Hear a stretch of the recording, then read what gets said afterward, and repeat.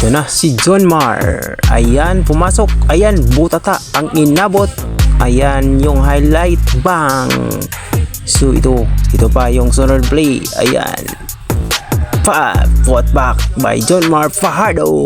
Ayan. Yon, napakalakas to si John Mar.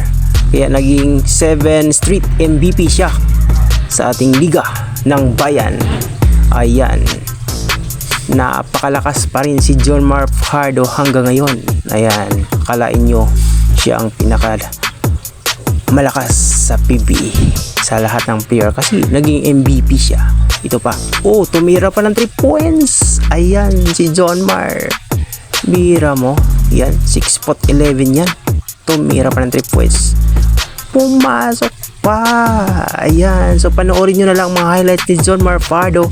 Ayan, at abangan natin yung laro nila sa San Miguel Berman. Ayan, don't forget to follow sa aking FB page at saka subscribe sa aking YouTube channel, LT Sports TV. Ayan.